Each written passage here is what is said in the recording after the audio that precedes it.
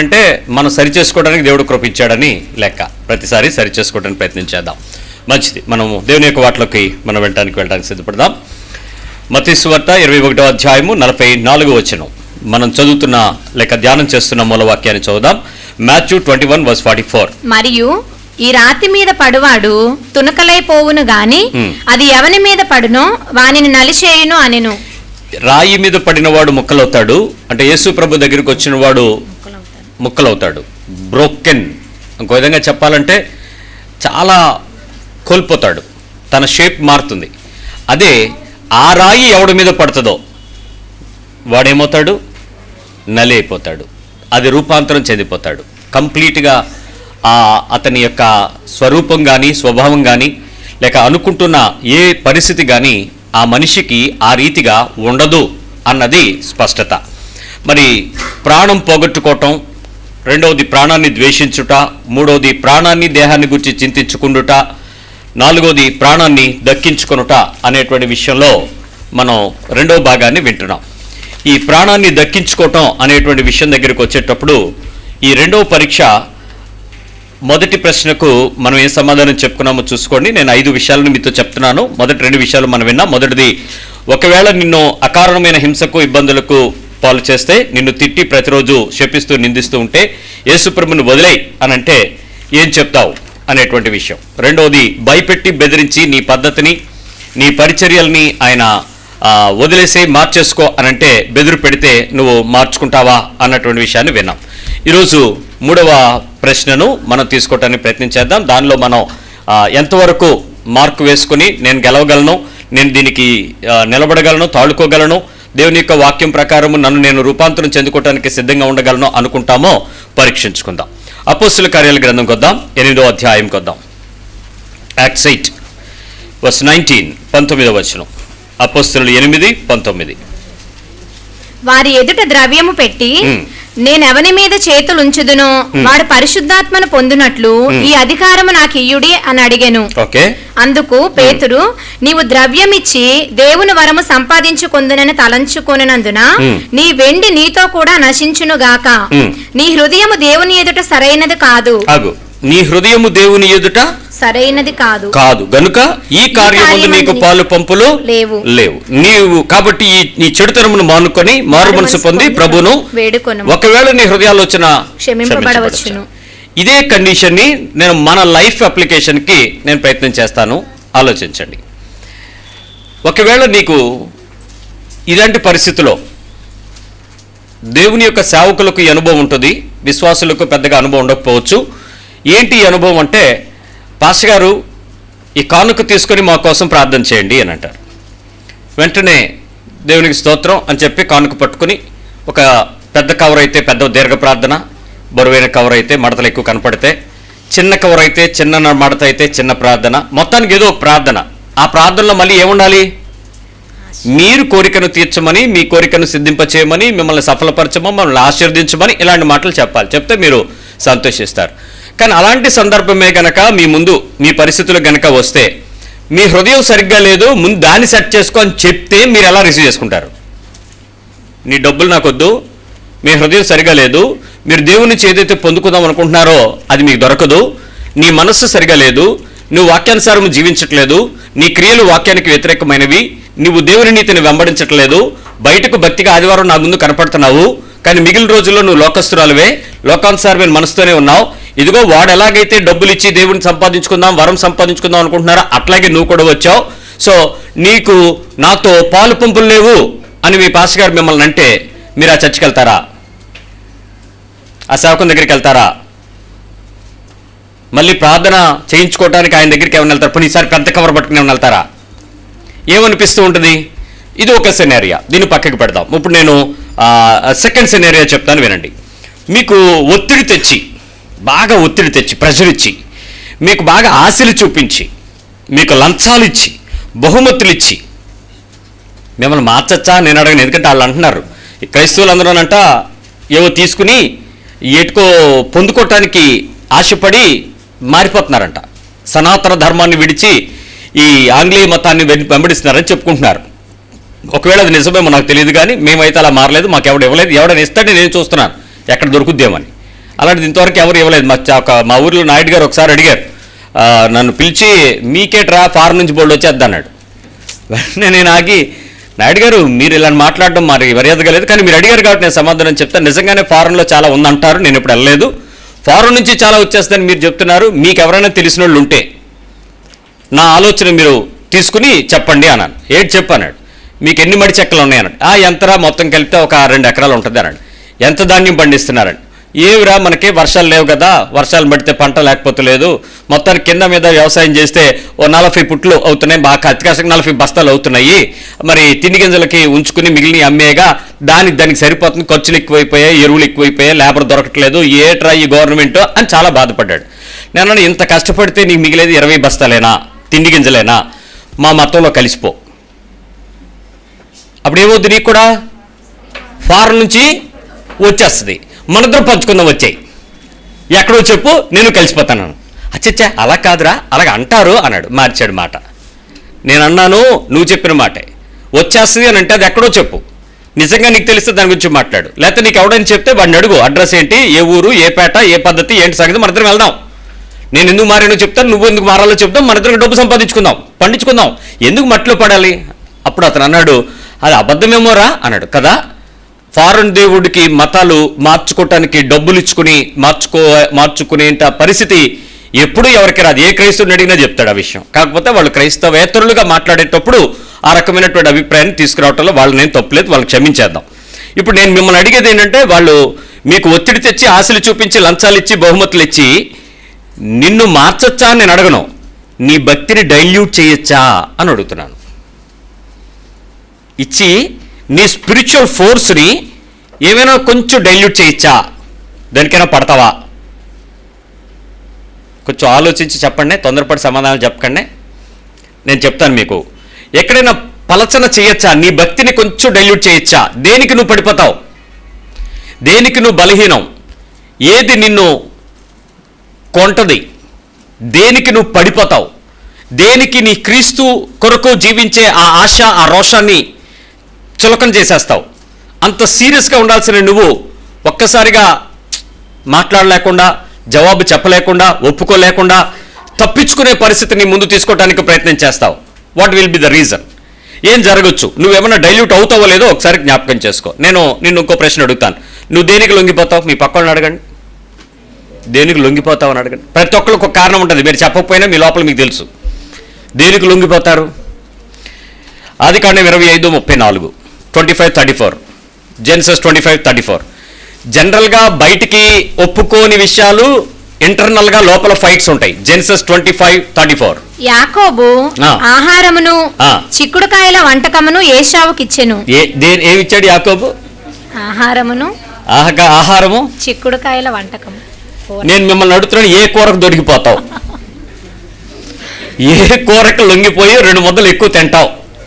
కొంతమంది తెల్లారలేసి కాఫీ అంటే ప్రాణం, టీ అంటే దేవుడు, వేసవకాలం కోకోకోలా, చిల్డ్ కోకోకోలా అంటే ఆహా, లెగ్ పీసు, బిర్యానీలో గుడ్డు, లేకపోతే కబాబ్ సెంటర్ ఫాస్ట్ ఫుడ్ ఫలానా దగ్గర ఉంటుందండి, ఏంటి ఆ బడ్డీ, అక్కడ ఉంటాయండి సమోసాలు, అబ్బబ్బబ్బా.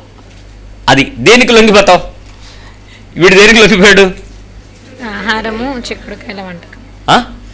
ఏమమ్మేశాడు తెలుసా? జ్యేష్ఠత్వం. అసలు దేవుని ద్వారా వచ్చేటువంటి ఒక హక్కది.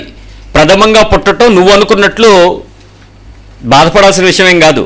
First born is of God's. దేవుని బలం అంటాడు అది. దేవుని బలము మొదట పుట్టడం అనేది. ఇంటికి పెద్దవాడుగా, పెద్ద పిల్లగా, తొలిసూరుగా పుట్టిన వాళ్ళు నిజంగా మీరు బలవంతులు. నీ తండ్రి యొక్క బలం అది.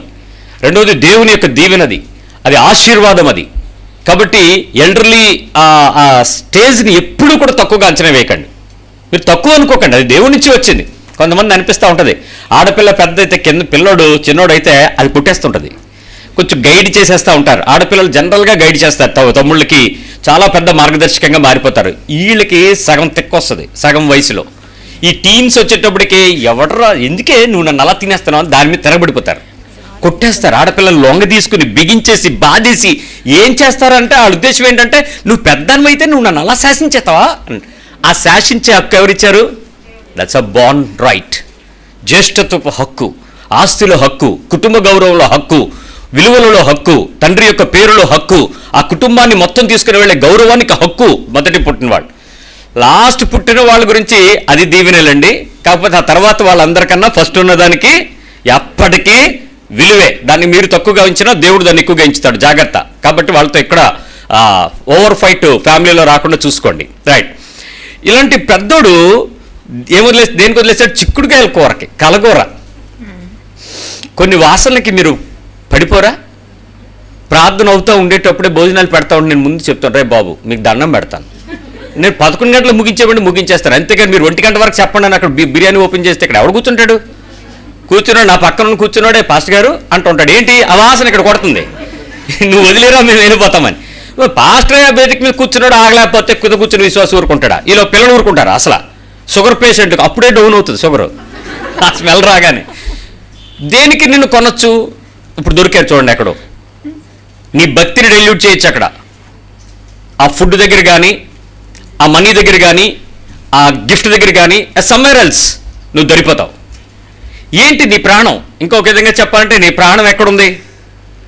నీ భక్తిని అక్కడ డైల్యూట్ చేస్తావు. నేను కొన్ని చెప్పిన తర్వాత మీకు ఇంకా అర్థమవుతుంది. నువ్వు నిజంగా నన్ను ఎవడు ఏమీ చేయలేడు, నేను స్థిరంగా ఉంటాను దేవుడిలో, దేవుడు నన్ను దేవుని దగ్గరికి వచ్చాను కాబట్టి నేను తప్పిపోను, అలాంటి కబుర్లు ఏం చెప్పకు. నువ్వు ఎప్పుడు తప్పిపోతూనే ఉంటావు. రెండో విషయం చెప్పు. ఒత్తిడి తెచ్చి, ఆశ చూపించి, లంచం ఇచ్చి, బహుమతి ఇచ్చి నువ్వు దేనికి ఆశపడతావు? ఆశ ఏమంటే నీకు ఆశ ఉంది, దేవుని దగ్గరికి వచ్చిన తర్వాత నీకు అది పొందుకుందామనేదే గురి. నీ central idea, central focus, central prayers, team prayers, గొలుసు ప్రార్థనలో, ఇన్స్టెంట్ ప్రార్థనలో, లాంగ్ ప్రార్థనలో, ఇక ఏ చెప్పినా ప్రార్థనలే. అన్నిటి తాలూకా అంతం ఏంటి? నువ్వేం పొందుకుందామని. ఇప్పుడు నేను వీసాకి అప్లై చేశాను, ఆ నెలంతా నేను దేనికోసం ప్రార్థన చేస్తా? H1B pickup. మన 31వ తారీఖు అయిపోయింది అమెరికాలో. నాకు వచ్చిన ప్రేయర్ రిక్వెస్ట్లు మరి ఎంతమందికి వెళ్ళినాయో తెలియదు, కానీ అందరికి ఇచ్చినప్పుడు ఏంటంటే please pray for my H1B pickup. అది లాటరీ వేస్తారు అమెరికా గవర్నమెంట్లో. ఎంతగా అది అంత స్కామ్, అదంతా వేరే విషయం. కానీ ప్రార్థన చేయండి, ప్రార్థన చేయండి, ప్రార్థన చేయండి, ప్రార్థన. ఈ ఒక్కసారి దేవుడు గనక, నాకు గనక, అది గనక ఇస్తే గనక మీకు ప్రతి నెల దశమ భాగమే ఆఫర్. మీకు ప్రతి నెల టైత్ పంపిస్తాను, నాకు జాబ్ చేసుకునే స్కోప్ వచ్చేస్తుంది. మీకు ఏంటి, మీరు దాని గురించి చూడద్దు, టైత్ అనేది చూడకండి, నేను మీ మెసేజ్లు విన్నాను, మీకు 24% కూడా పంపుతాను ఓ పిల్ల అయితే. అదేంటో లెక్క చెప్పాను. నువ్వు నన్ను కొందామని చూస్తున్నావు. సరే, నీ ప్రార్థన, నీ ఆశ ఒక H1B పికప్ అవ్వాలి, లేకపోతే నాకు వీసా రావాలి, నా కాలేజ్ సీట్ రావాలి, నాకు ఆ మ్యారేజ్ ఫైనలైజ్ అవ్వాలి, నాకు ఆ ఉద్యోగం రావాలి, నా ఆ ఇల్లు ఓకే అవ్వాలి, లేక నేను చేయబోతున్న పనిని నాకు దేవుడు అప్రూవ్ ఇవ్వాలి. సంథింగ్ నీ ఆశ నెరవేరడానికి నీ జీవితంలో చాలా పరిస్థితులు ఉంటూ ఉన్నాయి. ఈ ఆశ విషయాలలో ఒక్కసారి బయటకు వచ్చి ఒక వ్యక్తి చేసిన పని మీకు చూపిస్తాను, దానికి మీరు ఎలా ఆశపడతారో చెప్పండి. యెహోషువ గ్రంథం 7వ అధ్యాయం 21వ వచనం. Joshua 7:21. దోపుడు సొమ్ములో ఒక మంచి షీనారు పై వస్త్రమును. దోపుడు సొమ్ము దొరికింది. వీళ్ళందరూ పట్టణం మీదకి వెళ్ళారు. ఇజ్రాయెల్ ప్రజలందరికీ జోషువా ఏం చెప్పాడంటే, అరే బాబు మనం తక్కువ మంది ఉన్నాం, హాయి అనే పట్టణం మీదకి వెళ్తున్నాం, అక్కడ దొరుకుతారు, వాళ్ళందరినీ దేవుడు మనకు లోబరుస్తారని చెప్పాడు, కాబట్టి మనం తక్కువ మంది ఉన్నామని భయపడకండి, మొత్తం కబ్జా చేద్దాం, టోటల్ ప్రాపర్టీ తీసుకొద్దాం, ఆస్తి సంపాదిద్దాం, కానీ ఒకటి ఏది ఎవడు దాయడానికి వీల్లేదు, అంతా తీసుకొచ్చి దోపుడు సొమ్మంతా ఒక చోట పెట్టాల్సిందే అని చెప్పి తీసుకెళ్తే ఒక బ్రదర్ వచ్చాడు, ఆకాను అనేటువంటి ఒక బ్రదరు వాళ్ళల్లో గుంపులో ఉన్నాడు, యుద్ధానికి వెళ్ళాడు. ఏం చేశాడు తెలుసా? చెప్పండి.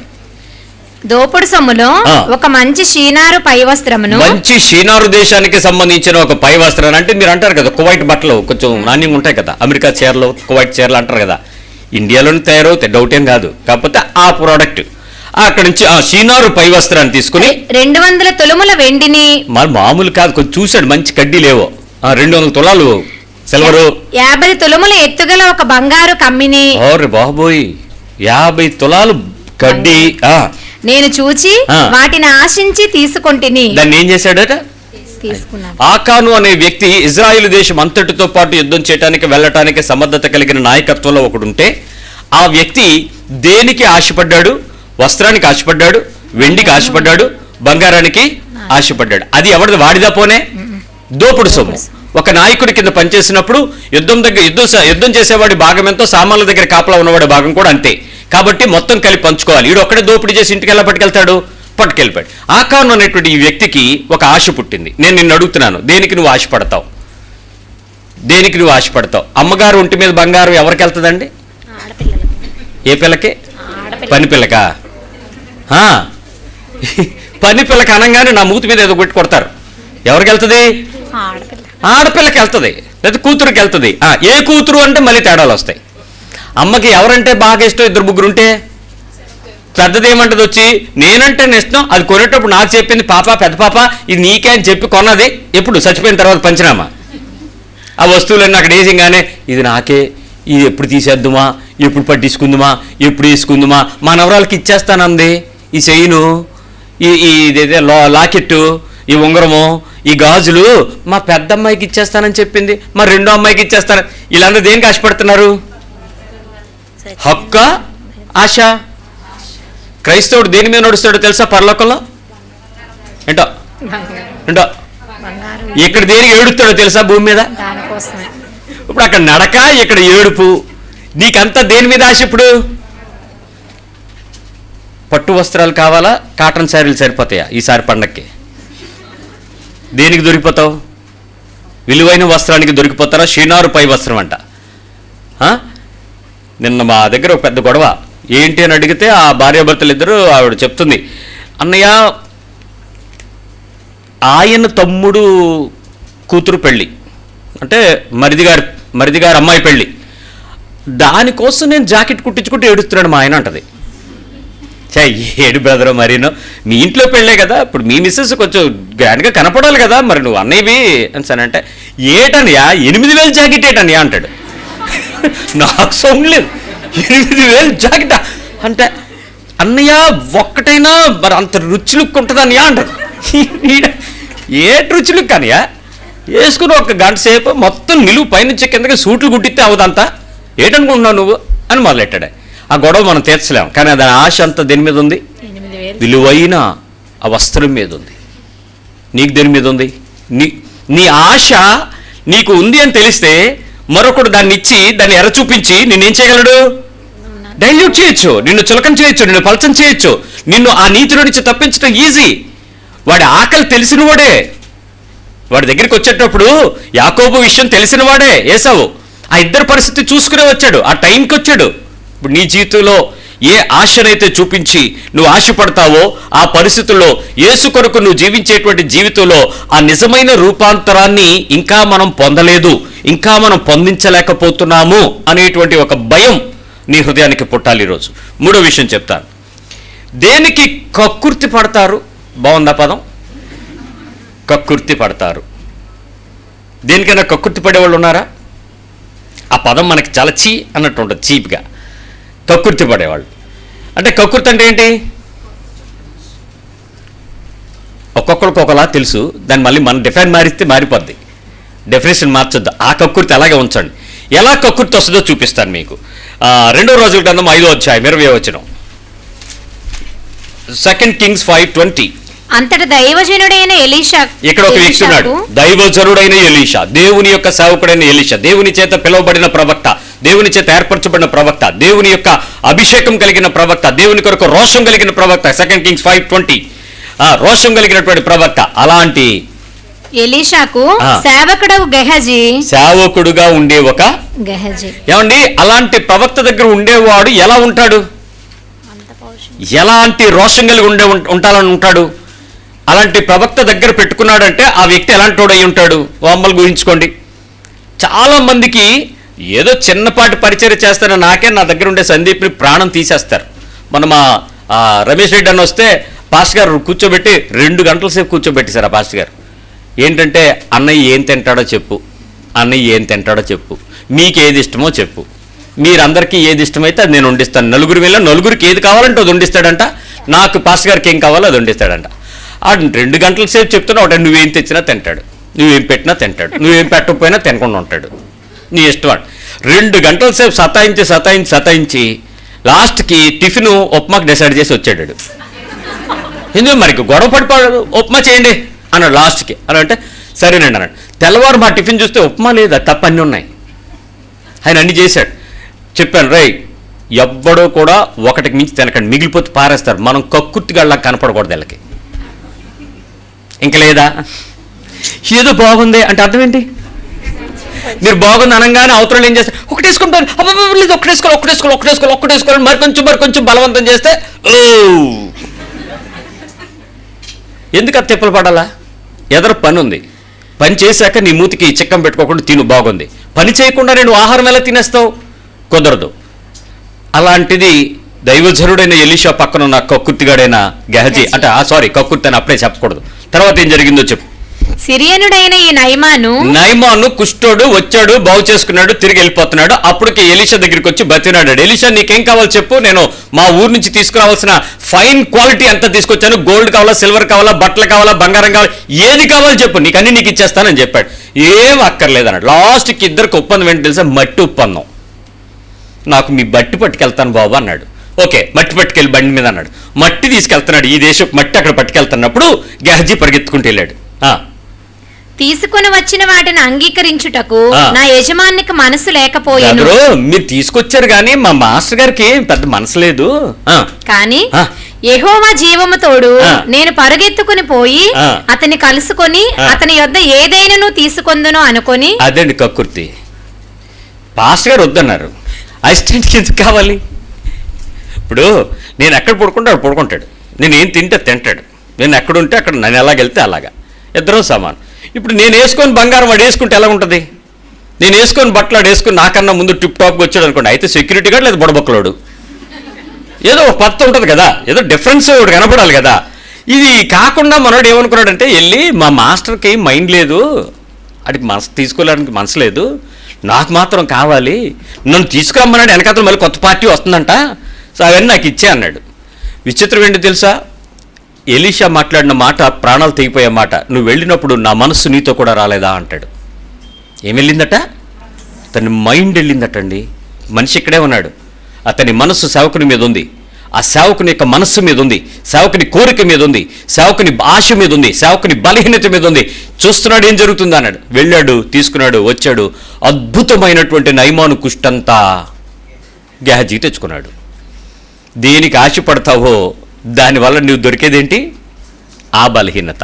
ఇప్పుడు మీ పక్కన అడగండి, ఏం కావాలి మీకని, మీ పుట్టింటిదని అడగండి.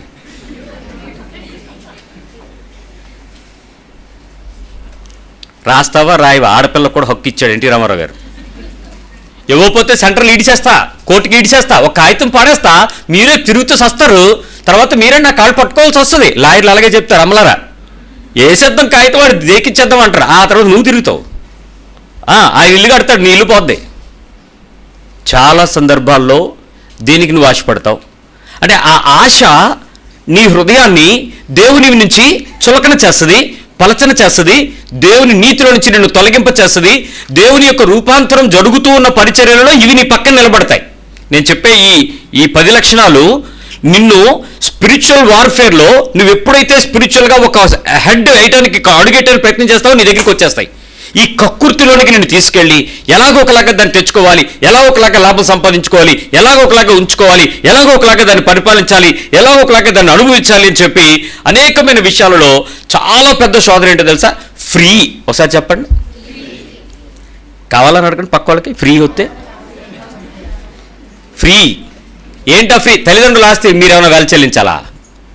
అక్కర్లేదు కదా. ఒకడెవడు వీలు రాశాడట, ఆ వీలునమ్మలో కొడుక్కింత, కూతురికింత, పెద్ద కొడుక్కింత, చిన్న కొడుక్కింత, ఆఖరికి మనవాళ్ళు ముని మనవాళ్ళకు కూడా ఆస్తి రాశాడు.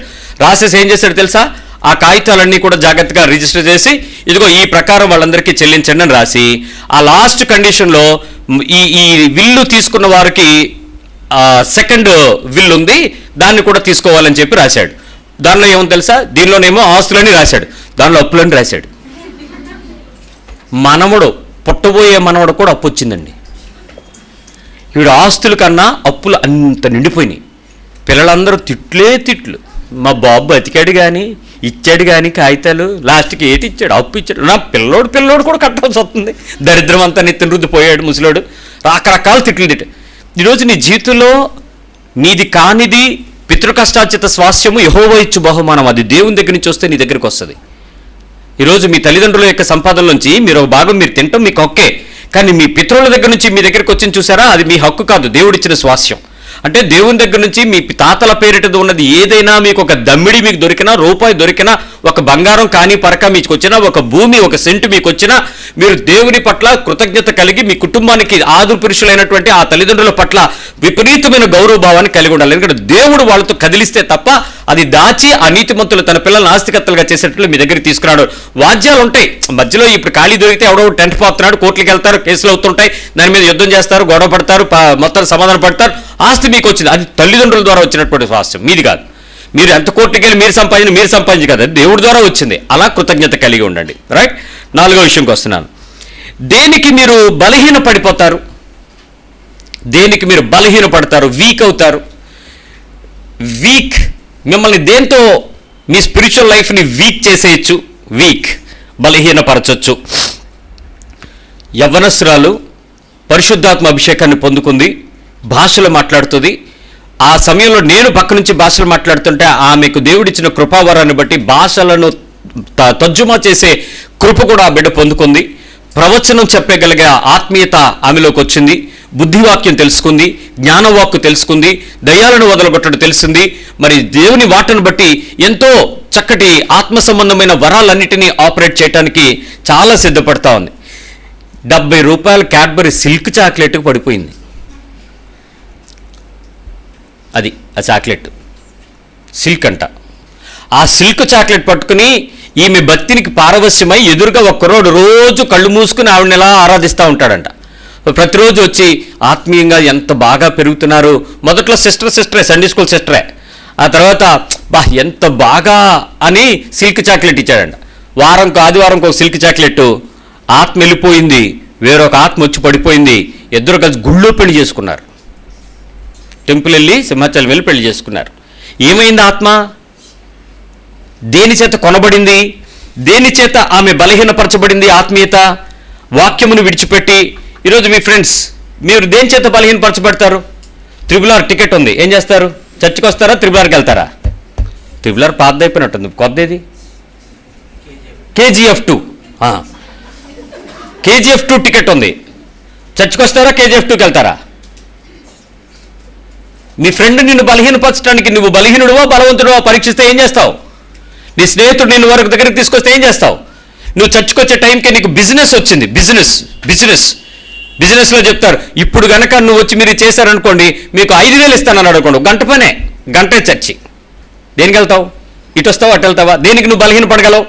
దేనికి నీ ఆత్మీయత నమ్మగలవు? దేనికి నీ చుట్టరికాన్ని బలహీనపరచుకోగలవు? నీ ఆత్మీయతలో నుంచి నువ్వు బలహీనపడి దేవుని సైతం పక్కకు పెట్టి దేనికో నీ మనసును తిప్పగలుగుతున్నావు అంటే క్రీస్తు యొక్క రూపాంతరంలోనికి నువ్వు ఎప్పుడు వస్తావో దేవుడికి తెలుసు. శోధకుడిని అప్పుడు రేపి ఒకసారి చూడు మా బెదర్ని అంటాడు. అప్పుడేమవ్వాలి? నువ్వెవడో నాకు తెలిసి పో అనాల్సింది.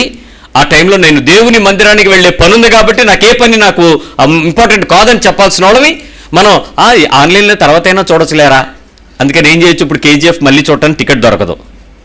పండగకి వెంటనే వెళ్ళాలి, చుట్టరికానికి వెంటనే వెళ్ళాలి, పెళ్లికి వెంటనే వెళ్ళాలి. ఆ అమ్మతల్లి పండగలు అవుతున్నాయి, పిలవమన్నారు, ఏదో నాటుకోడి కోస్తామన్నారు వాళ్ళు. అందుకని మనం వెళ్ళాలి. ఏంటి? దేనికి బలహీనపడతావు? దేని చేత నువ్వు బలహీనపరచబడగలవు? దేనికి నువ్వు లొంగిపోగలవు? అంత ఆత్మీయురాలైనటువంటి పిల్ల దేవుని మాటకు ఆసక్తి కలిగి సంఘంలో రోషం కలిగి ప్రవర్తించగలిగినటువంటి ఆత్మీయ స్థితిని 70 రూపాయల సిల్క్ చాక్లెట్లకు పడిపోయి ఒక వ్యక్తిని ప్రేమించి పెళ్లి చేసుకోవటానికి వెళ్ళిపోయి జీవితాన్ని నాశనం చేసుకుంది. వాళ్ళిద్దరూ సంతోషంగా ఉంటారా, ఆత్మీయంగా ఉంటారా అంటే సంతోషంగా ఉండొచ్చు, ఆత్మీయంగా ఉండొచ్చు. కానీ దేవునితో ఉండే సంబంధంలో వాళ్ళు ఏమయ్యారు? బలహీనపడ్డారు. ఏం చేస్తున్నావు? ఏది నిన్ను కొంటుంది? ఏది నువ్వు బలహీనపడుతున్నావు? ఏ పేరుకు నువ్వు బలహీనపడతావు? ఏ గిఫ్ట్కి నువ్వు బలహీనపడతావు? ఏ వస్త్రాలకు నువ్వు బలహీనపడిపోతావు? చూసుకో. 5వ విషయం, దేనికి నీ వ్యక్తిత్వాన్ని నువ్వు వదులుకోగలవు? ఫేవరిజం. దేనికి నీ యొక్క వ్యక్తిత్వాన్ని సైతం, ఆత్మీయమైన వ్యక్తిత్వాన్ని సైతం నువ్వు వదిలేసుకోగలవు? ఎలా వదిలేసుకుంటావు? ఒకసారి ఎక్కడెక్కడ నువ్వు వదిలేసుకుంటావో ఒకసారి చూసుకో. నీ స్పిరిచువల్ లైఫ్ని తాకట్టు పెట్టేసుకుంటావు కొన్ని సందర్భాల్లో, కొన్ని విషయాల కోసం. ఎక్కడ? మీరు బాధపడకండి, కానీ నేను ఈ మాట అంటే మీరు సిగ్గుపడతారేమో, కానీ చెప్పాల్సిన విషయమే. వాక్యం చెప్పడానికి పిలువబడినటువంటి ఒక దైవ సేవకుడు దేవుని యొక్క వాక్యాన్ని చెప్పడానికి సిద్ధపడుతూ ప్రభువు నా జీవితంలో ఇలాంటి కార్యాలు చేశాడు, మేము చౌదరీస్మి అన్నాడు. అన్ని కార్యాలు చేసిన దేవుడు ఒక పక్కకి వెళ్ళిపోయింది. చౌదరీసు అనగానే అక్కడ చౌదరీస్ అందరూ ఆయన వెనకాలకి వెళ్ళిపోయారు ప్రేయర్ అయిపోయిన వెంటనే. మనోడే మనోడే. వ్యక్తిత్వం ఏమైంది ఇప్పుడు? కులం వెనకతలు పడింది, కులం అనేటువంటి ఫేవరిజంకి వెళ్ళింది. మనలో కూడా కొన్ని ఫేవరిజమ్స్ ఉంటాయి చూడండి. ఏ ఫేవరిజంకి నువ్వు క్రీస్తుని సైతం పక్కకు పెట్టేస్తావు, పక్కకి నెట్టేస్తావు. వాళ్ళు మా వాళ్ళే అనగానే ఏమవుతుంది మన మనసు? ఒకసారి కొంచెం ఎక్కడ లేని సానుభూతి, ఆ ఇష్టం, ఆనందం, ఒక రకమైన హృదయం విప్పారిపోయి ముఖం నుంచి స్పార్క్ ఆకరపూతులు వెళ్ళిపోతుంటాయి, బయటకు వచ్చేస్తూ ఉంటాయి. వాళ్ళు మనవాళ్లే అనేటప్పుడు వచ్చేటువంటి ఆ ఆసక్తి. అదే నువ్వు అమెరికా వెళ్తే చౌదరివా అని అడగడు, భారతీయుడివా అని అడుగుతారు. ఆర్ యూ ఇండియన్ అనగా I'm also I'm came from India అనగా వావ్ హీస్ అన్ ఇండియన్ అనుకో వెంటనే బయటకు వస్తాడు. అక్కడ కులం ఉండదు, మతం ఉండదు, ప్రాంతీయత ఉండదు, వర్గం ఉండదు, వర్ణం ఉండదు. ఎందుకంటే దేశం దాటి కొద్దీ మనస్సు మారుతూ ఉంటుంది. క్రైస్తవ విశ్వాసంలో నీవు దేనికి నీ యొక్క వ్యక్తిత్వాన్ని వదులుకోపోతున్నావో ఒక్కసారి చూసుకో.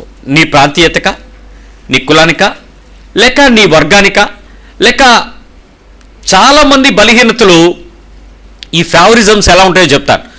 పురుషులకు ఫేవరిజము అత్తగారింటి మీద ఉంటుంది, అవునా? పురుషులకి ఎవరి మీద ఉంటుంది?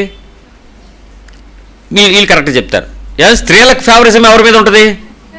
అత్తగారిల్లే కదా, కాదా? మరి ఎవరిల్లు? మీకు మీ పుట్టిల్లు, మీకు మీ పుట్టిల్లు. ఏమండి, వాళ్ళు వీళ్ళు పిల్లలు కలిసి ఒకే కుటుంబం కట్టాలనే కదండి. తల్లిని తండ్రిని చెప్పండి విడిపించి భార్యను ఏం చేయాలట? హత్తుకోవాలండి. పెళ్ళి అయ్యేంత వరకు ఎలాగున్నా సరే పెళ్లి చేసుకుంటే ఈ అమ్మగోల పోద్దే, ఈ నాన్నగోల పోద్దే అనుకుని పెళ్ళయిన వెంటనే ఎక్కడ లేని కనెక్షన్స్ వచ్చేస్తాయండి పుట్టింటికి. అప్పటి వరకు శత్రువులు. ఆ తర్వాత ఎప్పుడు చూసినా అమ్మ అమ్మ అమ్మ అమ్మ, వీటి నుంచి సెల్లి సెల్లి అంటూ ఉంటాడు. ఎప్పుడు ఉండదు సెల్లి అన్న. ఏంటి పెళ్ళయిన తర్వాత ఎందుకు ఇలా చుట్టరికి వచ్చారు? ఫేవరిజమ్స్. భక్తి ఉండదు, విశ్వాసం రాదు, దేవుని కొరకు నిలబడలేము, రోషం కలిగి బతకలేము. భార్య ఏడుస్తున్నా కూడా నోరు మూసుకో, నా ఇంటిని నేను డెవలప్ చేస్తాను, నువ్వెవడివి అన్నట్లుగా వారిని తొక్కేసి అణిచేసి నలిపేసి వాళ్ళ వ్యక్తిత్వాన్ని పెంచుకుని తన కుటుంబానికి ప్రాకులాడే కొంతమందిని చూడలేదా మనం? మీ కుటుంబాల్లో లేరా? ఎంత చెబుతున్నా ఇక్కడ కూడా అంతే, దాస్తా ఉంటారు. ఈయనకి తెలుస్తూ ఉంటుందండి జోబులోంచి 100,000 తగ్గుతూ ఉంటుందని, కానీ అడగలేడు. అడిగితే గొడవ అయిపోద్ది. ఎక్కడికి వెళ్తుందో కూడా తెలియదు, కానీ అక్కడ మేడ మీద ఇల్లు కడతా ఉంటారు. మరి అది ఎలాగవుతుందో తెలియదు. ఏమనంటే అవును మరి నువ్వు ఇచ్చిన దాంతోనే మా అమ్మ ఇల్లు కట్టేసుకుంది అంటది. అది తప్ప అవునా మనకు తెలీదు, కానీ ఎవరికో తెలుసు. ఆత్మీయ భ్రష్టులకు తెలుస్తుంది, ఆత్మీయ భ్రష్టులకు తెలుస్తుంది. ఆత్మీయులకి ఏం తెలుస్తుంది? నా భర్త నా తల, అతనికి తెలియకుండా నా దేహం ఏ పని చేయదు, అతని ఆలోచన లేకుండా నేనే నిర్ణయం తీసుకోలేను, అతని యొక్క ఉద్దేశంలో తెలియకుండా నా శరీరం స్పందించదు, నా భర్త అనుమతి లేనిదే నేను ఏది చేయటానికి వీలు కాదు. ఇది ఆత్మీయత. ఎక్కడో చోట చిలక్కొట్టుడు స్టార్ట్ అయిందంటే ఆత్మీయత దొంగతనం కదా. దొంగలకి దేవుని రాజ్యంలో మరి అదే భ్రష్టత్వం అంటే.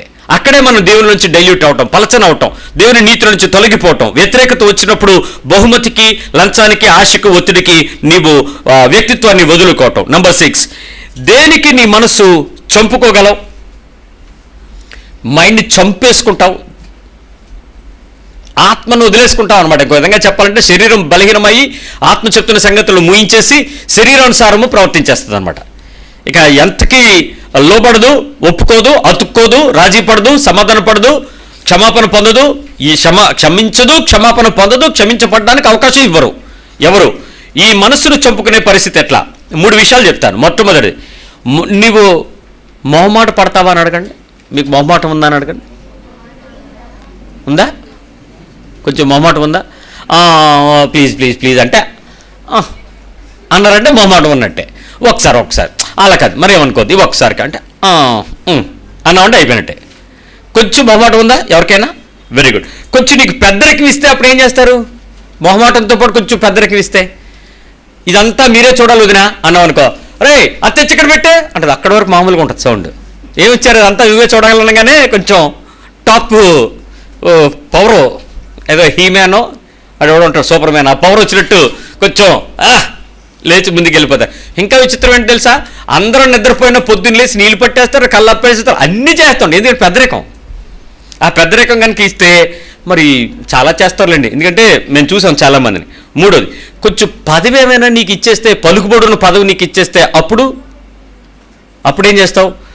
ఈ మూడు నీ మనస్సును చంపుకునేటువంటి లక్షణాలు, నీ వ్యక్తిత్వాన్ని పక్కకు పోతాయి, నీకు నీవు కోల్పోతావు, నిన్ను నువ్వు టెంప్ట్ చేసుకుంటావు, మోసం చేసుకుని ప్రేరేపించుకుంటావు. ఇవి క్రైస్తవ్యానికి, క్రీస్తు నీతికి సైతం దాటి నిన్ను పలచన చేస్తాయి, చులకన చేస్తాయి, నిర్వీర్యపరుస్తాయి, ప్రభువులో నీ రూపాంతరమైన జీవితాన్ని పాడు చేసేస్తాయి, నిలబడనివ్వదు. యేసు ప్రభు గురించి ప్రజలందరి మధ్యలో చెప్పిన సాక్ష్యం ఏంటంటే ఆయన మొహమాటం లేనివాడు. అసలు ఎవరి దగ్గర మొహమాటం లేదండి. వస్తే వస్తానని చెప్తాడు, రాత్రి రానని చెప్తాడు, వెళ్తే వెళ్తానంటాడు, లేకపోతే లేదంటాడు. ఎవరు ఆయన్ని బలవంతం చేసి ఏదో పరిస్థితుల్లో మొహమాట పెట్టాల్సిన పని లేదు. ఆయన విల్లు అయితే చేస్తాడు, దేవుని చిత్తం అయితే చేస్తాడు, దేవునికి ఇష్టమైతే చేస్తాడు, దేవుడు చూపిస్తే చేస్తాడు, దేవుడు చెప్తే చేస్తాడు, దేవుడి దగ్గర వింటే దాన్ని మాట్లాడతాడు. ఎక్కడ కూడా ఆయన ఏమి డ్యూయల్ క్యారెక్టర్గా పనిచేసినట్టు కనపడదు. అలాంటి యేసుక్రీస్తు సంబంధులైనటువంటి మనము ఎక్కడైనా నీ యొక్క మనస్సులను చంపుకునే పరిస్థితుల్లో నీవు మొహమాట పడి, నిజంగా అయితే దానివల్ల నష్టం వస్తుందని తెలుసు, కానీ మొహమాటానికి ఏం చేస్తాం చెప్పండి? ఆ నష్టం మనం కూడా భరించుకోవడానికి ప్రయత్నం చేస్తాం. చాలా మొహమాట పడిపోతాం. ఏమండి, నేను మిమ్మల్ని ఒక మాట్లాడుతాను, దయచేసి ఎవరు కూడా సీరియస్ అవ్వద్దు. ఒకవేళ దాని విషయంలో అయినా మంచిదే, కానీ అవ్వద్దని ముందే చెప్పాను కాబట్టి అవ్వకుండా ఉంటే బెటరు. నేను మందిరం సరిపోవట్లేదని ఒక మందిరం కడదామని ఒక స్థలం కొందామని ప్రయత్నం చేస్తున్నాను. ఆ స్థలానికి అన్నీ అయిపోయినాయి, అడ్వాన్స్ ఇచ్చేసాం, అంతా అయిపోయింది. అయితే వాళ్ళు ఒకటే అడిగారు, ₹1 కోటి షూరిటీ పెట్టమన్నారు. నీ దగ్గరికి వస్తాను, నేను వస్తాను, పర్సనల్గా నేనే వస్తాను, ప్రార్థన చేసుకుని ఉపవాసం ఉండి 3 రోజులు ₹1 కోటి షూరిటీ కోసం నీ దగ్గరికి వస్తాను, పెడతారా? మిమ్మల్ని అడుగుతున్నాను, ఎంతమంది పెడతారు? చేయొద్దండి. 1, 2, 3, మీతో నేను ఏమైనా చేయించండి, 4. ఇలాంటి వాళ్ళతో ఏమైనా చేయొచ్చు. మీలాంటి వాళ్ళు సంఘంలో ఉంటే ఆ సేవకుడు చాలా పెద్దోడైపోతాడు. మీకు మొహమాటానికి పెడతారా, భక్తికి పెడతారా, దేవుడు పెట్టమన్నాడా?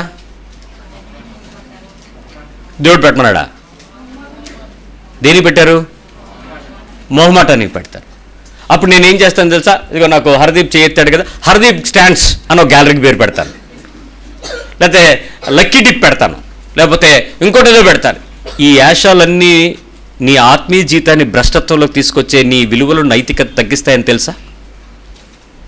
నువ్వు మొహమాట పడకుండా డైరెక్ట్గా చెప్పగలవు, సారీ అన్న, నాకు అంత స్తోమత లేదు, ₹1 కోటి పెట్టాను, స్తోమత లేదు. ఒకడు ఉన్నా కూడా పెట్టను. యథార్థత అదేనండి.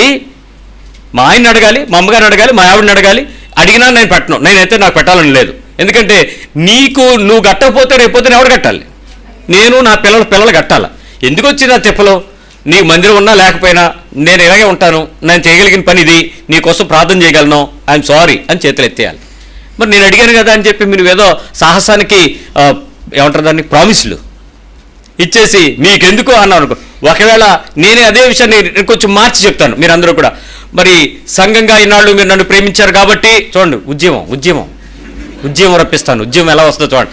మరి ఇన్ని రోజులు మీరందరూ కూడా నా వెనకాతలు ఉండి ఆలివన్నని మీరు బలపరిచి, ఆలివన్న బలహీనతలోను బలంలోనూ మీరు తోడే ఉన్నారు కాబట్టి ఆలివన్నకి ఆహారం ఇచ్చి పోషించారు, వస్త్రం ఇచ్చి పోషించారు, ఎక్కడికి వెళ్ళినా మీరు ప్రార్థన చేసి సహకరించారు. మరి సమయంలో దేవుని మందిరం కొరకు మీరందరూ కూడా గుప్పెళ్ళు విప్పాలి, మీరందరూ కూడా చేతులు చాచాలి, మీరందరూ మీ సమర్పణ రాయాలి. తలకు ₹1,00,000 ఈ రోజు మీరు ఇస్తారని నేను ప్రార్థన చేస్తున్నాను. దేవుడు మిమ్మల్ని అందరినీ ప్రేరేపిస్తున్నాడు, ఇప్పుడే సమర్పించుకోండి.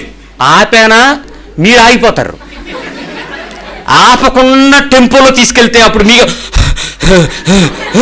ఎంత అన్నారు పాస్ గారు, ఎంత అన్నారు? 1,00,000. ఇప్పుడు రేట్ ఉంది బంగారం, ఇచ్చేద్దాం రాసి ఇచ్చేద్దాం. నిన్ను తాకట్టు పెట్టించడం ఈజీ, నిన్ను మోసం చేయటం నాకు సులువు. అలాంటి మాటకారు మీకు ఎక్కడ దొరకలేదా? ఎందుకు దొరకలేదు? రోజు బుట్టలో పడుతున్నావు, అయినా సిగ్గుండదు. దేవుని మాట ఏంటో తెలుసా? నీ మనస్సును చంపుకుంటున్నావు నువ్వు. Your killing your mind. నిజానికి దేవుని మందిరానికి, దేవుని పనులకు, నీకు ఇచ్చేటువంటి మొహమాటాలకి, పెద్దరికాలకి, పదవులకి నువ్వు ఎప్పుడు కూడా లొంగిపోకూడదు. ఇప్పుడు అదే విషయంలో నేను ఇక్కడ జాగ్రత్తగా చూశాను, నాకు శ్రీనివాసాన్ని కూడా చేయెత్తాడు, నేను మర్చిపోనుండే మీ చేతులు ఎత్తురోళ్ళని. సో అందుకని ఏం చేస్తాను తెలుసా, శ్రీనివాసాన్ని పిలిచి, శ్రీనివాసన్న మరి ఏం చేస్తారంటే మీరు ఈ వరుస చూసుకోండి, మీరు మళ్ళీ అటు వెళ్ళకండి, మీరు ఈ వరుసను చూసుకుని 50 మన టార్గెట్, 5 అటైనా పర్లేదు, ఇటు అవ్వద్దు. మీకేం కావాలి అందరికి నా కారు పడుకోండి, ఒక 50, అది లక్షలో కోట్లో మీ ఇష్టం వేసుకో అన్నాం అనుకో. ఇప్పుడు ఆయన ఏం చేస్తాడు, అలాగేనా మీరు ఆరాంశం పడుకోండి, మీరు ప్రార్థన చేసుకోండి, మీరు పరిచయం చూసుకోండి, మీకు ఎందుకు 50 తెచ్చేస్తాను కదా. మొహమాటం, ఉద్రేకం, ఉత్సాహం, ఉద్వేగం. కానీ నీ మనస్సు చంపుకుంటున్నావని తెలుసా నీకు? చాలామంది పరునికి పొట్టపడి పరుపులు లాకెత్తుకెళ్ళిపోయే పనిలో అనేక మంది అప్పులు ఇచ్చి ఈరోజు ఇదే రోడ్డును పడున్నారు. చాలామందికి షూరిటీ సంతకాలు పెట్టి, చాలామందికి చెక్ బౌన్సుల కేసులో మీరు కట్టుకుంటూ, అన్నం తినాల్సిన వాళ్ళు గంజి తాగుతూ, నిద్రపోవాల్సిన వాళ్ళు కన్నీరు తాగుతూ, ఏడుస్తూ బతుకుతున్నారు ఈరోజు. మీ పిల్లలు సుఖపడాల్సిన సమయానికి కాలేజీకి వెళ్ళే టైంకి వచ్చేటోడికి ఫీజులు కట్టలేక, మీరు ఇచ్చినటువంటి షూరిటీలకు కోర్టులు తిరగలేక, రిటైర్ అయిపోయిన తర్వాత బెనిఫిషియల్ అమౌంట్స్ పిఎఫ్ మీ దగ్గరికి రాక, కష్టపడిన సొమ్ము దాచుకున్నది మీ చేతుల్లోకి రాక, అంతా కూడా కోర్టు నుంచి కోర్టుకు పడుతూ ఉంటే ఎవరిని అడుగుతావండి? వెళ్ళి వాడిని అడుగుతానంటే ఏమోరా అంటాడంతే. స్నేహం బతుకున్నప్పుడు స్నేహం స్నేహం స్నేహం, తర్వాత రోడ్డును పడిపోయే స్నేహమా? నీ మనసును చంపుకునే పరిస్థితిలో దేవుని నీతిని సైతం నువ్వు పక్కకు పెడుతున్నావు, చూసుకో. నెంబర్ 7, దేనికి నీ విలువను వదులుకోగలవు? నీ వాల్యూస్ని నువ్వు ఎప్పుడు వదిలేసుకోగలవు? ప్రతి ఒక్కరికి కొన్ని వాల్యూస్ ఉంటాయి, చాలామంది ఎథిక్స్ ఉంటాయి, కొన్ని స్ట్రిక్ట్గా పెట్టుకుంటారు. కానీ దేనికైనా క్రైస్తవ్యంలో నీ విలువలను నువ్వు వదిలేసుకోగలవా? వదులుకునే పరిస్థితి వస్తే వదిలిపోతాయేమో చూసుకో. దేని చేత నీవు ఆ రకమైన విలువలు వదులుకుంటావో చెప్పవా? నీకు ఎక్స్ట్రా మర్యాదలు ఇచ్చేటప్పుడు మీ విలువలు కోల్పోతారు. మర్యాద, విపరీతమైన మర్యాదకు మిమ్మల్ని కనుక బలి చేస్తే మీరు ఖచ్చితంగా మీ విలువలు కోల్పోతారు, నైతికతను కోల్పోతారు, నిబద్ధతను కోల్పోతారు, మీకున్నటువంటి ఆ ఎథికల్ వాల్యూస్ని మిస్ అవుతారు. ఎందుకంటే మీకు ఇచ్చేటువంటి ఆ మర్యాద మిమ్మల్ని ఫాల్స్ ప్రెస్టీజ్, ఒక విధంగా చెప్పాలంటే జీవపు డంబములోనికి తీసుకెళ్తుంది మిమ్మల్ని. మీ అంతటోడు లేడు, మీరు తప్ప ఎవరు చేయలేరు, మీరు కాబట్టి ఇదంతా, మీ వల్లే ఇదంతా, అసలు ఇదంతా ఏంటనుకుంటున్నారు మీరు ఒక్క మాట కాబట్టి, ఇలా మిమ్మల్ని ఊరికే టైర్ పంపు కొట్టినట్టు గాలి కొడతా ఉన్నాం అనుకోండి, ఏమవుతారు మీరు? ఉబ్బి పేలిపోరు, మామూలుగా ఉబ్బుతారా? ఆ రాత్రి కూడా ఏంటంటే పాస్టర్ గారు అందరి ముందు పిలిచి నన్నే, అదొక కళ, కళ కాదు కళ. ఆ కళ మాది, కళ మీది. ఎందుకు ఆ బలహీనత? నీ మర్యాదకు ఎక్కువ మర్యాద ఇచ్చేటప్పుడు, ఎక్కువ ఘనత నిన్ను ఆపాదించేటప్పుడు నువ్వు విలువలు కోల్పోతావు. You will completely put down your values. ఎన్నో సందర్భాలు నేను ఇప్పుడు చెప్తున్నవి మీకు ఇప్పుడు తారసపడకపోవచ్చు ఇవన్నీ, కానీ స్పిరిచువల్ లైఫ్లో ఒక హెడ్కి వచ్చి, ఒక స్టెప్కి వచ్చి, ఒక మెట్టు మీరుకి ఎక్కి, ఇక్కడ నుంచి దేవుడు నేను ఖచ్చితంగా ఆయన చెప్పిన దాని ప్రకారం వెళ్తున్నాను అనేటప్పుడు మీకు అలౌ చేసే పరిస్థితులు ఇవి. మిమ్మల్ని బలహీనపరిచి, మిమ్మల్ని కృంగదీసి నలి చేయటానికి ఆయన కొన్ని పద్ధతులు పంపుతాడు. ఆ పద్ధతులు ఇవి, ఆయన ఇచ్చి శోధించే పద్ధతులు. అవి మీ దగ్గరకు వచ్చినప్పుడు మీరు దాన్ని గుర్తెరిగి, ఈ బలహీనత నుంచి నేను బలం వైపు, దేవుని వైపు నడవాలి అనేటువంటి ఆ గట్టి నిర్ణయాన్ని కనుక మీరు మిస్ అయితే మీరు చాలా ఈజీగా తప్పించబడి దేవుని నీతిలో నుంచి తొలగిపోతారు. నలిచేయబడిన ఆ అనుభవంలోనికి ఇదిగో ఏదో పెట్టి డబ్బులు ఇచ్చి దేవుణ్ణి ఏదో సంపాదించుకుందాం అనేటువంటి ట్రిక్ చేశాడు. ఆ ట్రిక్కి దేవుడు ఏమంటున్నాడంటే ఆ సేవకుడితో చెప్తున్నాడు, నీ హృదయం సరిగా లేదు, నువ్వు క్షమాపణ పొందితే ఒకవేళ దేవుడు నీ హృదయవాంఛను తీర్చేటట్టు క్షమించగలడేమో చూసుకొని చెప్తున్నాడు. ఇవన్నీ హార్ట్ ఇష్యూస్. హృదయం సరిగా లేకుండా మనం బలహీనమైనటువంటి పరిస్థితుల్లో ఈ పనులు చేయడానికి ప్రయత్నం చేస్తూ ఉంటాం. నీ విలువలు నువ్వు ఎప్పుడు వదిలేసుకుంటావో చెప్పనా? నాకు 5 లక్షల రూపాయలు అప్పు ఉంది, నేను నీ దగ్గరికి వచ్చాను, నేను నిన్ను కొన్ని చెయ్యరాని పనులు అవి చేస్తే నీకు 5 లక్షలు ఇచ్చేస్తాను, ఈ రోజుతో నువ్వు నొప్పంతా తీరిపోద్ది, ఈ చిన్న పనులు చెయ్యంటే ఏం చేస్తారు చెప్పండి? ఆ అప్పిచ్చిన వాడు కత్తి పట్టుకుని మెడ మీద పెట్టుకుంటే ఆ టైంలో మనకి దేవుడిలా కనపడతాడు కదా, ఏముందిలే అని చెప్పేసి చిన్న సంతకాలు 4-5 పెట్టేసాం అనుకోండి, ఏమవుతుంది? అప్పు తీరిపోద్ది, క్షణంలో మీరు తీరిపోద్ది. కానీ నీ విలువలు తాకట్టు పెడుతున్నాయి. నీ తల మరొకటి కిందకి వెళ్తుంది, మరొకరి బలహీనతకు నువ్వు లోబడతావు, మరొకరి పెత్తనం కిందకి నువ్వు జారుతావు, రేపు మరొకరి మాట నువ్వు వినడానికి అనిపించుకోవటానికి అవకాశాన్ని పెంచుకుంటావు. ఇక్కడ తప్పు ఎవరిది తప్పు కాదు. అంటే నీ విలువలను దిగజారటానికి నీ ముందు వచ్చేటువంటి శోధనను నీవు జాగ్రత్తగా ఎదుర్కోలేకపోయావు. దేవుని నీతిని పట్టుకోలేకపోయావు, దేవుని కృపను అందుకోవడానికి దేవుని మీద నువ్వు లక్ష్యం ఉంచలేకపోతున్నావు. అందువల్ల ఆ బలహీనమైన మనస్సాక్షితో నీ విలువలను కోల్పోతూ ఉన్నావు. నెంబర్ 8, దేనికి నీవు మౌనంగా ఉండిపోగలవు, సైలెంట్గా ఉండిపోగలవు? For which reason you can be silent? కొంతమంది తప్పు మీ సైడ్ ఉంటే మాట్లాడతారా, సైలెంట్ అయిపోతారా? తప్పు మీ వైపు ఉంటే ఏమండి, నిజంగా తప్పు మన వైపు ఉన్నా కూడా లబ్ లబ్ లబ్ లబ్ లబ్ లబ్ గొడవ వేసుకునే వాళ్ళు చూశాను చాలామందిని. వాళ్ళు అసలు ఆయన కంట్రోల్ చేయలేమండి. వాళ్ళు నోరు మొదటి నుంచి అంతే, తప్పు కనపడిపోతుండదు, పబ్లిక్ దొరికిపోతారు. అయినా కూడా ఆ రిచ్చుడు ఏంటో, ఆ తిట్లు ఏంటో, ఆ అరుపులేంటో, ఆ శాపాలేంటో, ఆ పాపాలేంటో, ఆ ప్రార్థనలు కూడా చేస్తుంటారు. మనకు అది తెలుస్తున్నప్పుడు తప్పు ఆలోచన పెట్టుకుని అలా మాట్లాడతారు ఏంటంటే అదంతే, అది అలాగే చేయాలి అంతే. వాళ్ళు పిల్లల విషయంలోకి వస్తే మనం కూడా ఏం చేస్తాం? మన పిల్లలు తప్పు చేశారని ఒప్పుకుంటామా? ఏదో పిల్లన్నా చేస్తూ ఉంటారు, దానికి ఈ మాత్రం దానికే పంచాయతీయా అంటే చేయమనా చేయదనా? ఒక దెబ్బ వేస్తే వెంటనే సైలెంట్ అయిపోతుంది ఇష్యూ అంతా, ఒక చిన్న గట్టిగా గద్దిస్తే అయిపోతుంది. కానీ అది చేయడానికి ఇష్టపడడం, దాచుకోవడానికి ఇష్టపడతాం, ఖర్చు కప్పుకోవడానికి ఇష్టపడుతూ ఉంటాం. సో చూసుకోండి ఒకసారి, దేన్ని బట్టి నువ్వు మౌనంగా ఉండిపోతావు? 2 విషయాలు, 1 భయము, 2 పూర్వబాధలు. నీవు దేనికి భయపెడితే, పిల్లలు కొన్నిసార్లు గొడవ చేస్తున్నారు అనుకోండి, తల్లి ఒక మాట చెప్తూ ఉంటుంది, ఏయ్ చెప్పనా డాడీకి అంటది. అదేంటి అనగానే మమ్మీ ప్లీజ్ మమ్మీ చేస్తాను మమ్మీ ప్లీజ్ మమ్మీ. ఎందుకు ఇల్లు మెలికలు తిరిగిపోతాయి? ఎందుకో మెలికలు తిరిగిపోతారు పిల్లలు ఆ టైంలో? అది ఉంది. ఇంకప్పుడు వాళ్ళకి ఏం స్టార్ట్ అవుతుంది? అప్పుడు భయం స్టార్ట్ అవుతుంది. డాడీ కొడతారు. వీళ్ళకి ఆ భయమే పోయిన రోజు ఏమంటారు చెప్పండి? చెప్తా ఏం చెప్పకుండా చెప్తా, నేనే చెప్పాను. ఏంటి దీనికి ఎంత ధైర్యం వచ్చింది? వాళ్ళ అమ్మ ఆశ్చర్యపోతూ ఉంటాయి. ఎన్నాళ్ళు నువ్వు నన్ను బెదిరిస్తావు?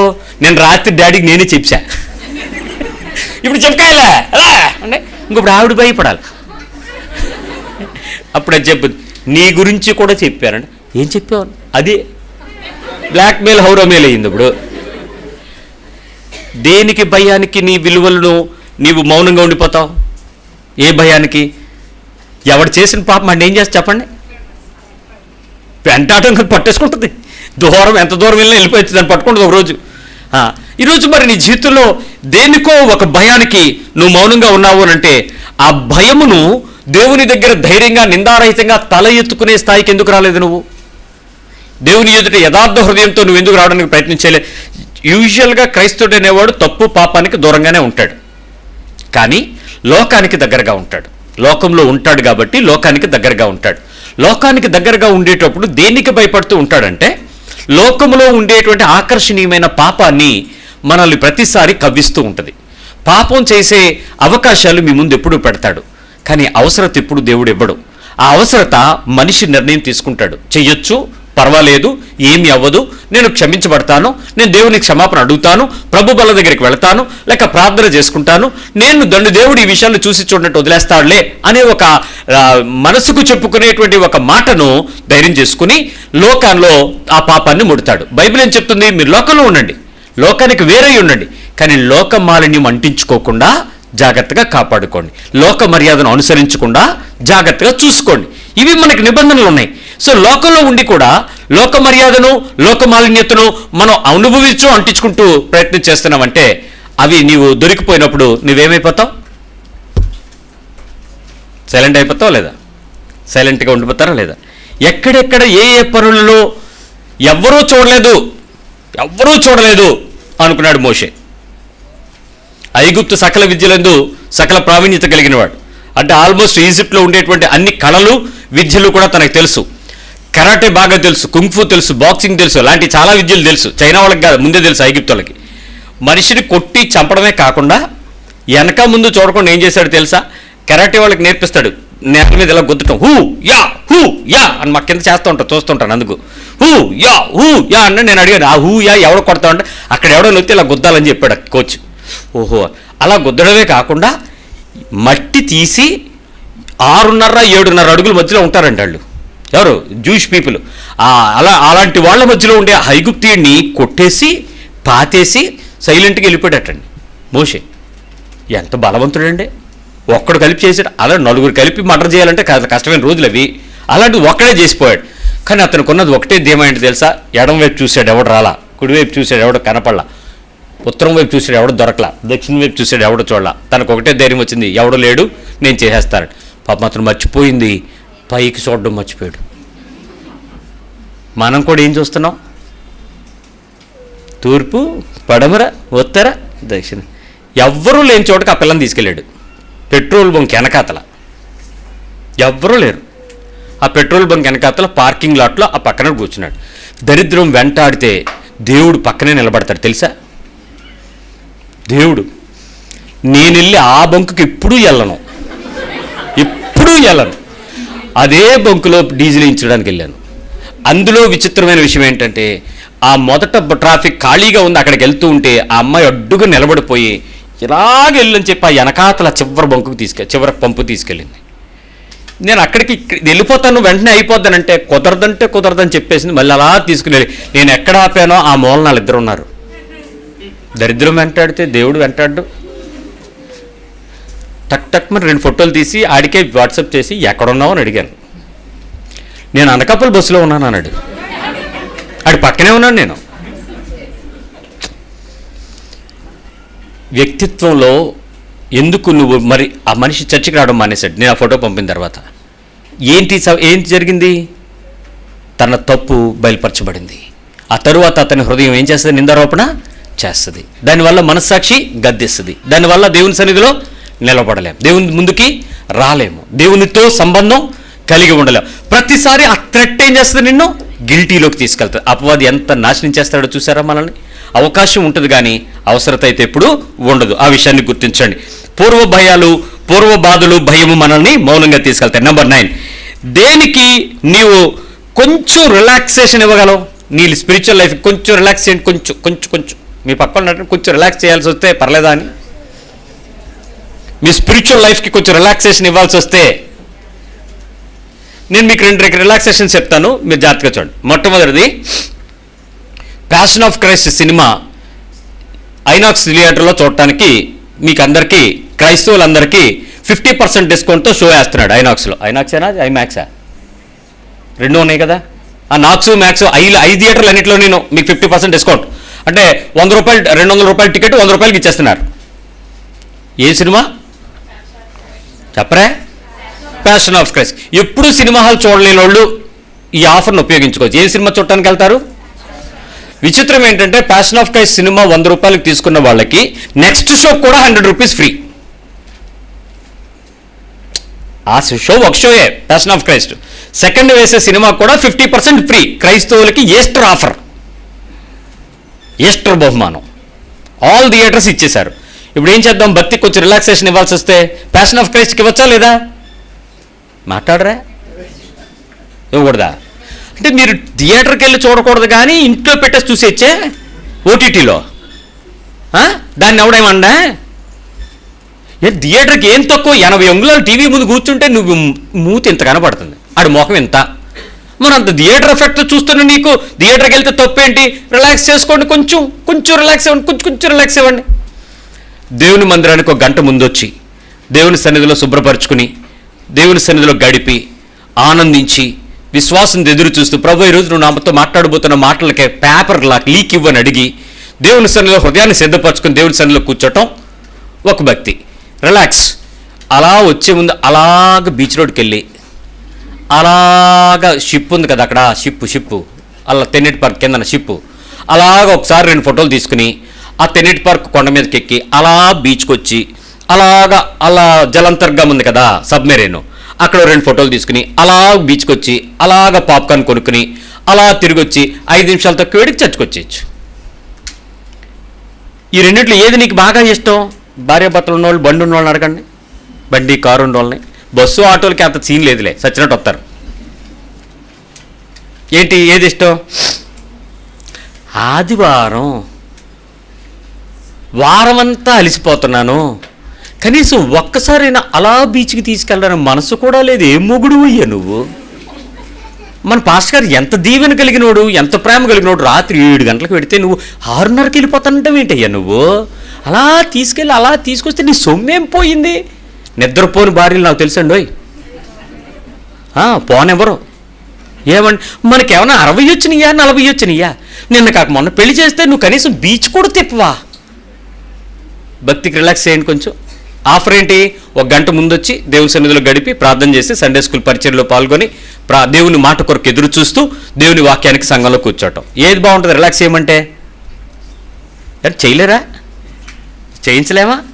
చాలా ఈజీ కదా. ఓకే, లాస్ట్ 10వ విషయం. దేనికి నీ అంతరంగాన్ని నీవే అణుచుకుని తప్పుని సమర్థించుకోగలవు?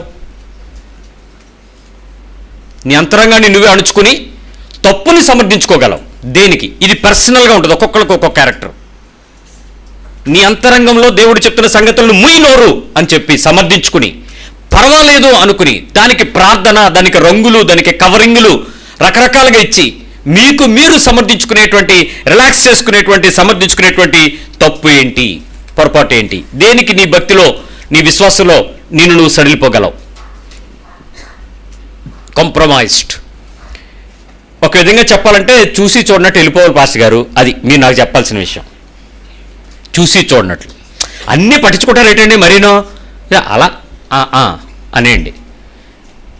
ఏ విషయాల్లో మీరు అలా కోరుకుంటారు? అన్నీ స్ట్రిక్ట్గా ఉండాలి అని కోరుకుంటారా? కొన్ని పర్లేదు అనిపిస్తుందా? ఏమనిపిస్తూ ఉంటుంది? అందరూ ఒప్పుకోవట్లేదండి అని చెప్పి మనం కూడా ఏమవుతుంటాం, కొన్నిసార్లు రాజీ పడతాం, ఒప్పుకుంటాం, సమర్థించుకుంటాం, తప్పుకుంటాం, నీతిని నెరవేర్చాం, విశ్వాసానికి తాకట్టు పెడతాం, దేవుని భక్తిని విడిచిపెడతాం, లోకానుసారమైన పద్ధతులు వెళ్ళిపోతాం, ఎవరో ఒకరు మనం లాగేస్తారు, జారిపోతాం. కృంగిపోతున్నప్పటికీ కూడా భక్తిని వదలం, అలాగని నీకు నచ్చినటువంటి ఆ పనిని వదలం. ఆ రెండింటిలోనే నలిగిపోతూ ఉంటావు. ఏంటి ఆ పనులు?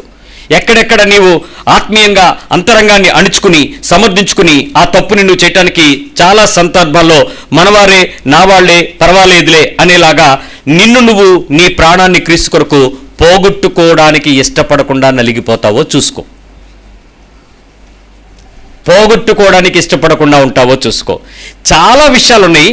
మీ బంధు ప్రీతి, బంధు ప్రేమ మిమ్మల్ని దేవుని నీతిలో నుంచి అణిచేయటానికి అపవాది బాగా వాడుకోగలడు, బాగా వాడుకుంటాడు. అలా వాడుకునేటప్పుడు మీకు ఆ బంధు ప్రేమ క్రైస్తవ బంధు ప్రేమతోనే తేడా చూపిస్తాడు. అప్పుడు ఏమంటారో తెలుసా? ఆ పాస్టర్ గారి ఇంట్లో చేసినప్పుడు అలాంటివన్నీ చేశారండి, మీరేంటి మళ్ళీ మీ పాస్టర్ గారు ఇలా కొత్త చెప్తాడేంటి? ఆయన చేశాడు కదా, మరేం పర్వాలేలే, మనం కూడా చేద్దాంలే. మ్యారేజ్ కార్డుకి చుట్టూ చక్కగా పసుపు ముద్దలు పెట్టి తీసుకొచ్చారు. ఏంటండి అని అంటే, కరోనా కదండి, యాంటీబయాటిక్ అంది. శానిటైజర్ సీసా ఇస్తే సరిపోద్దుగా, శానిటైజరు. అంతేగాని దీనికి పసుపు యాంటీబయాటిక్ అంటవేంటి? సరే దాన్ని తీశాను, దానిలో తీసేస్తే చిరంజీవి లక్ష్మి సౌభాగ్యవతి అని రాస్తుంది. మరి దీని సంగతి ఏంటన్నాను, ఇదేమి యాంటీబయాటిక్? మరి అక్కడ బయటదో ఓకే ఒప్పేసుకున్నాను, కవరు తీయంగానే అంటుకుంటుంది జబ్బు తెగులు. దీని సంగతి ఏంటి అని అంటే, అట్లా రాయకూడదా? మరి ఎవరు రాశారని సార్, మా పెదనాన్నగారు కార్డు ఆయన రాయిస్తాను, నేను వేయిస్తాను అన్నారండి అని. నువ్వు చూడలేదా అన్న, నువ్వు చూడలేదా అని అంటే, మేము చూసామండి, మరి దీన్ని ఎందుకు పట్టించుకోలేదని. అందరు రాస్తారు కదండి, రాసామండి. మరి పెదనాన్న గురించి ఎందుకు చెప్పా? కంప్రమైజ్, పర్వాలేదులే, ఏమీ అవ్వదులే. భక్తికి దేవుని యొక్క పరిస్థితుల మధ్య మనకు మనంగా అంతరంగాన్ని అణిచేసుకుని సమర్థించుకునేవి మన ఇళ్లలో ఎన్ని పనులు చేయట్లేదు చూడండి, ఎన్ని పనులు చేయట్లేదు రెగ్యులర్ వెర్షన్స్లో. నేననేది క్రిస్టియన్ స్ట్రక్చర్లో నువ్వు ఒక రాడికల్గానో, నువ్వు ఒక నక్సలైట్గానో, నువ్వు ఒక టూ అసెంట్రిక్ ఒక స్టార్డమ్ గానో ఉండిపోమని నన్ను ఇచ్చి చెప్పట్లా. కానీ సందర్భం వచ్చేటప్పుడు కూడా నువ్వు దేవుని కొరకు నిలబడలేకపోతే, క్రీస్తు యొక్క రూపాంతరంలో చెందటానికి నీకు అవకాశం దొరికినప్పుడు కూడా నువ్వు అవకాశం ఇవ్వకపోతే ఎలా బతుకుతావు అని అడుగుతున్నాను నేను. ఆయన త్రాసులో నిలబడినప్పుడు, ఆయన త్రోకలో నిలబడినప్పుడు, ఆయన వేసేటువంటి ఆ కొలవు, ఆ యొక్క తూకపు మట్టపు గుండుకి నువ్వు తోకపోతే నిలబడవు కదా, చెక్కేస్తాడే. నువ్వెవరో నాకు తెలియదంటాడే. నీ భక్తి ఉపయోగపడదే అక్కడ. నేను ఎరుగుదును, నేను నీ నామంలో అద్భుతాలు చేశాను, ఆశ్చర్యాలు చేశాను, సూచక్రియలు చేశాను, మహత్కార్యాలు చేశాను, భాషలు మాట్లాడాను, దయ్యాలు వదిలిపెట్టాను, అసలు నువ్వెవడవో నాకు తెలియదురా బాబు, బయట పో అంటాడు. అలాంటి దేవుని ఎదుట, అలాంటి నిక్కచ్చిగా నిలబడేవాని ఎదుట, అలాంటి యథార్థవంతుడి ఎదుట, అలాంటి మహిమోన్నతుడి ఎదుట నిన్ను నువ్వు వెళ్ళి నిలబెట్టుకోవడానికి వాద్యం చెప్పలేము అనుకుంటున్నావా నువ్వు? నేను డిఫెండ్ చేసుకోగలను అనుకుంటున్నావా నువ్వు? కుదరదే. ఆయన నిజంగా నీ మీద కనుక పడితే నీ లోపల ఈ రకమైనటువంటి మంట తయారవుతుంది, నలి అయిపోతావు, రూపాంతరం చెందుతావు. అక్కడ లోకానికి రాజీ పడవు, నువ్వు సమర్థించుకోవు, నీ భక్తిని ఎస్ అని చెప్పుకోవడానికి ఇష్టపడదు. దాన్ని ఇంకా పర్ఫెక్ట్గా ప్రభు ఎలా చేస్తాడు అని వెతికి దాని ప్రకారం చేయడానికి నీ మనస్సాక్షిని నిలబెట్టుకుంటావు. రోషం కలిగి బతుకుతావు. మరి ఈరోజు ఒక్క ప్రశ్నే చెప్పగలిగాను, ఇంకా మళ్ళీ 2 ఉండిపోయినాయి.